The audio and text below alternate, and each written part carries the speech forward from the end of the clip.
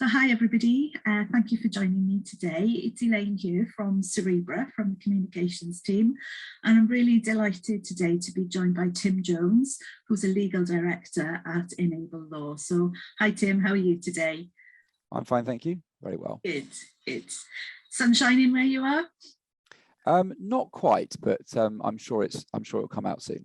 It's going to get there. So today we're having a chat about personal injury claims and specifically sort of how far into the process families can access compensation. But before we get on to that, I just wondered, Tim, if you could tell us a little bit about Enable Law and your role in the firm. Yes, thank you, Elaine. So Enable Law is a law firm. We specialise in three main areas of law. The first is personal injury or serious personal injury claims. The second is clinical negligence claims, and the third is we have a mental capacity team who deals with people who do not have capacity, and there are a number of issues arising from that. In relation to my role in Enable Law, I'm a legal director. I specialise in serious personal injury claims. I've been doing that for a number of years, acting for both children and adults who have the unfortunate experience of suffering a serious personal injury, and I work closely with them and their families to ensure that they are properly represented in such claims. Thank you. And you've written an article, haven't you, which is on the Cerebra website, which sort of links into our chat today, so people can follow the link that goes with this interview and read a little bit more as well. But I wondered if we could just start. Could you just explain what a personal injury claim is and in what sort of circumstances it would apply? Yes, so there are a number of circumstances in which there could be a personal injury claim. Usually that arises from somebody having an accident. We call it an accident, but other people call it other things as well.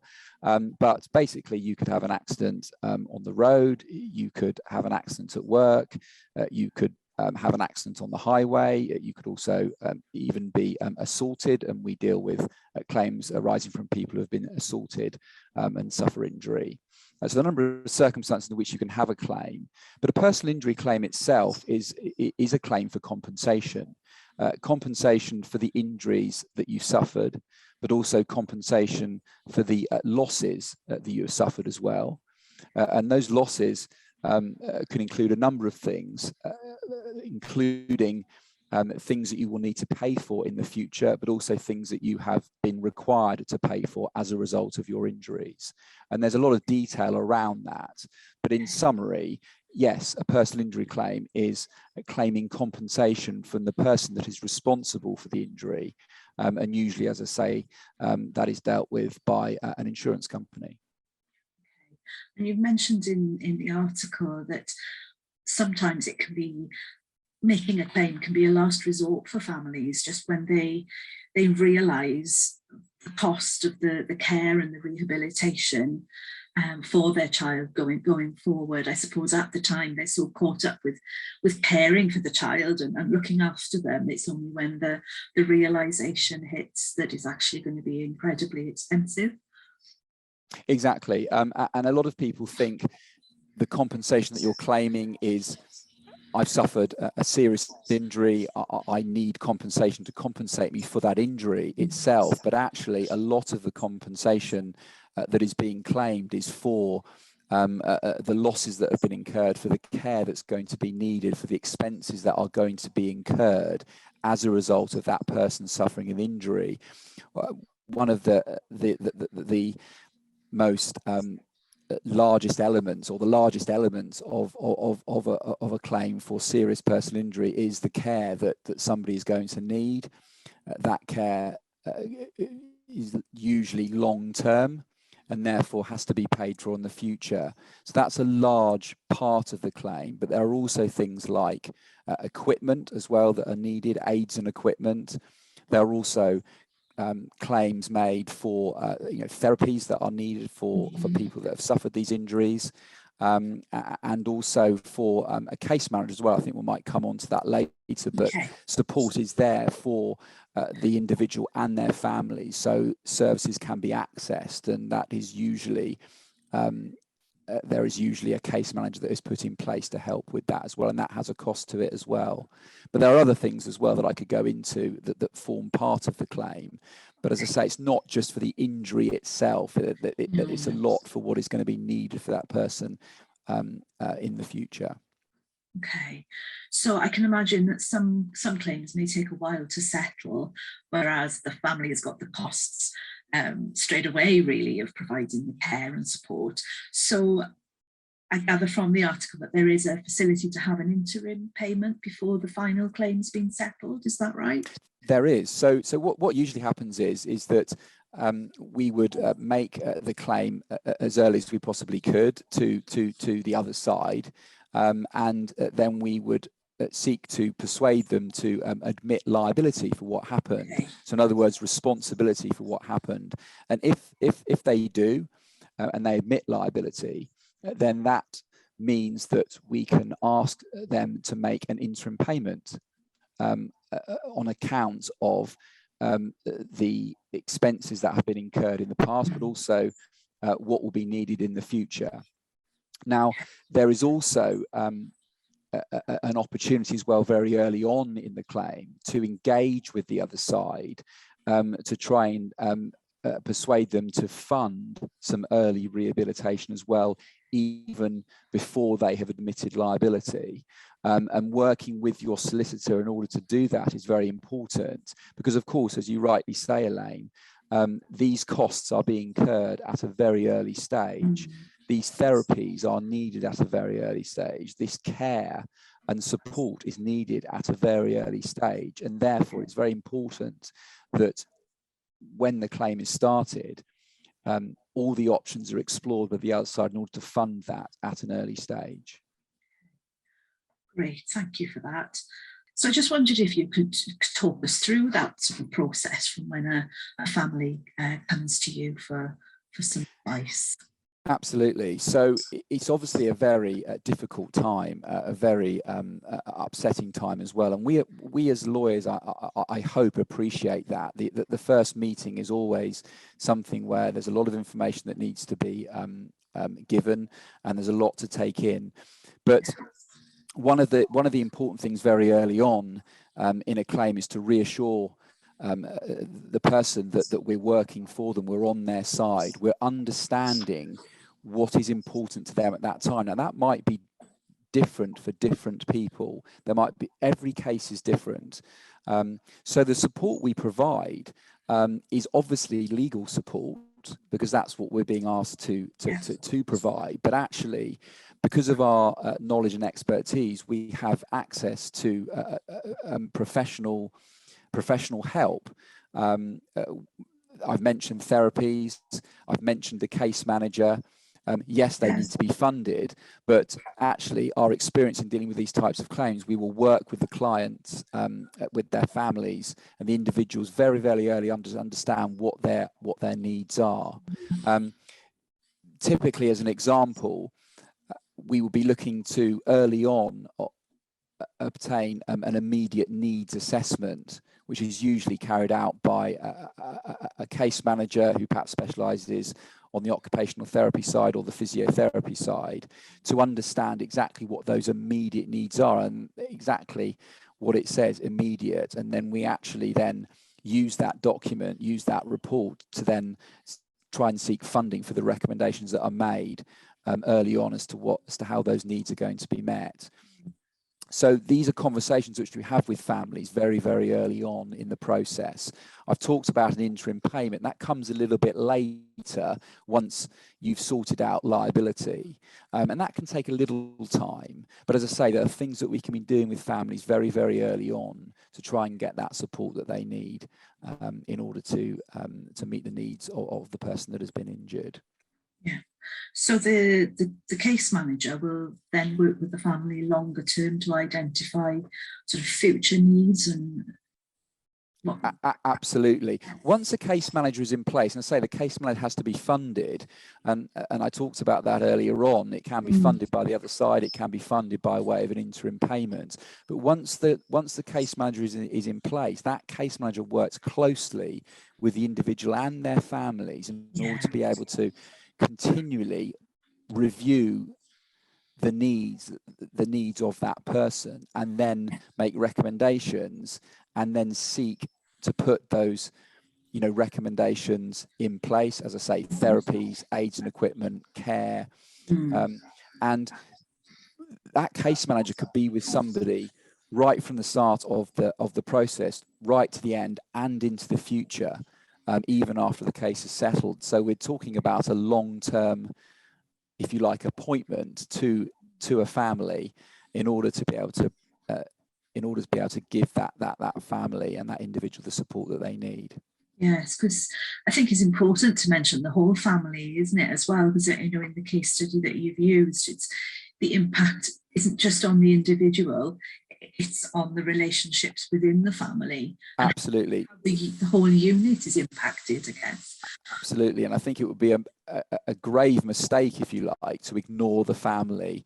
That's why I've mentioned the family a lot in this interview, because the family are, in my experience, they're clearly obviously needed to provide that day-to-day support. It's already well having professionals do that as well, and that's something I've talked about, but the family are going to be there on a day-to-day basis, and they have needs themselves which need to be understood, and each families have different needs as well, and understood. An example of where the families can be helped are to do with family therapy. There could be situations where the family are struggling as a result of coming to terms with what's happened to the person that they love, their child, and they need some therapy around that to support them, to enable them to then provide the support that they're going to have to provide as well themselves as parents and as relatives to the individual. So there's a lot that goes into that as well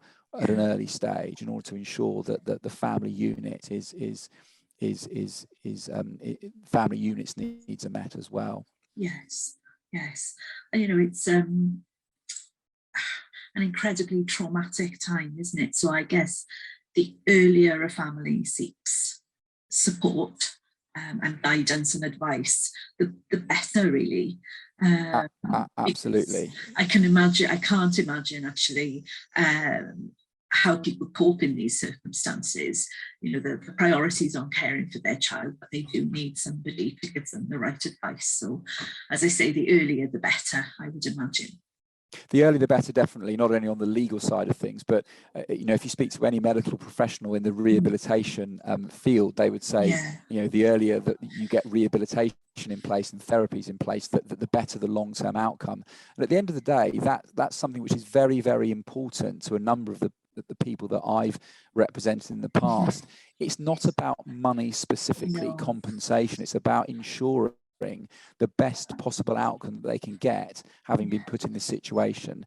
And the earlier the rehabilitation, the earlier the therapy, the earlier the support, every medical professional will tell you the better, or the better the outcome is likely to be going forward. And that's why, as I say, the process needs to be started, as soon as the individual and family are able, to engage in it, because obviously there are issues, arising initially from hospital treatment at an early stage, and we appreciate that there's a lot for the individuals and the families to go through at a very early stage. But I would encourage anyone, once they have been able to, think about their situation after what has happened, they should seek that legal advice to see whether there is, a claim for compensation.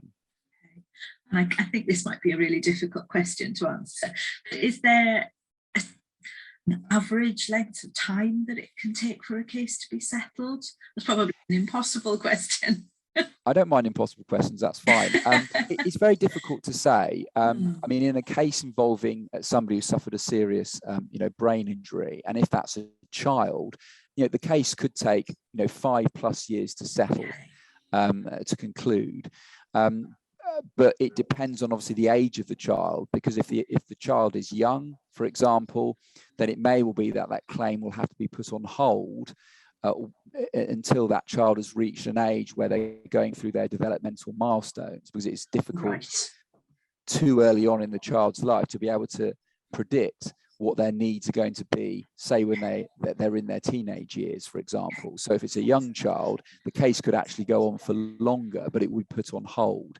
As I say, that doesn't mean to say that there won't be the funding available during that period, because we've just talked about earlier about interim payments and other sources of funding. But if you're talking about, if you like, the average length of a case to settle from start to finish, I would probably say in a case of a serious injury, a serious brain injury, would probably be sort of in the order of 4 or 5 years from the date of the accident to settlement. But as I say, the compensation that is there, that is secured for that individual, obviously is going to need to last their lifetime. Yes, it's important to get it right, isn't it? To sort of take everything into account. Absolutely. Understand what they're going to need. So, how important is the other party admitting liability? It is obviously important in relation to your ability to be able to secure an early interim payment. But as I say, it's not always absolutely essential, on the basis that you can engage, as I say, with the other side early on, even while they're investigating liability, to secure some early funding. Okay, but obviously it's much less stressful for the individual and for their families to know that the other side have admitted liability. Therefore, they don't have to worry about an argument about who's responsible for the accident. And so that can be a reassurance to families. So for that reason alone, it is important. And obviously, solicitors early on try to do all they can to secure those admissions of liability. But unfortunately, it doesn't always happen, because accidents are sometimes, defended by the other side. For example, we say in a road traffic accident, say that, and if it was a child in a pedestrian case, for example, they were crossing the road, they were hit by a car, we say that the car is responsible for that accident. They may say that the child is actually responsible for their own accident because they walked out in front of the car, or there might be somebody else involved. So there are arguments in relation to liability, but that shouldn't deter people from seeking the early legal advice they need about that. And it may well be that an individual thinks that they haven't got a claim because they think either they're responsible or somebody isn't responsible, or the family might think that, but actually that's not the case.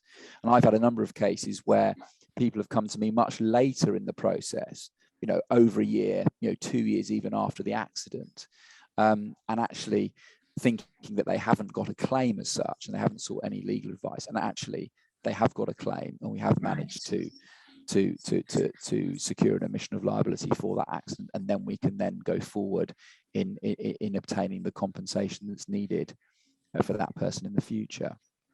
Brilliant, thank you for that.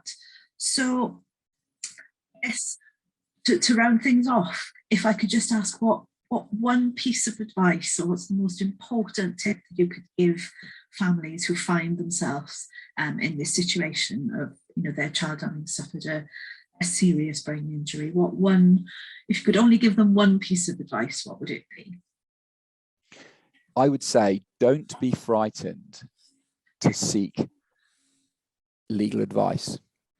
Don't be frightened to do that, because any lawyer or any solicitor that specializes in this area will be on your side right from the start, and will be able to give you that early advice. Now, you may need a little bit of time to do that, because you're being put in a position that you would never have thought you'd have been in, and therefore it does take time initially to get to, if you like, come to terms with that. But as soon as you have, don't be frightened to seek that legal advice if you think that there may be, a claim for compensation, and don't be worried about making or seeking advice about a claim for compensation. Brilliant. Well, thank you so much for your time today, Tim. It's been lovely to chat with you. So I'd just like to say thanks ever so much again, Tim, for chatting with me this morning. That's a pleasure, and it's been good to chat, and I hope that I've been able to assist people. Absolutely, absolutely. As I say, it's such a horrific position to imagine yourself in, and I think what you've explained today will really help people to understand what they can have help with, and reassurance really that there is support there. So thank you. Absolutely. Thank you, Elaine. Bye.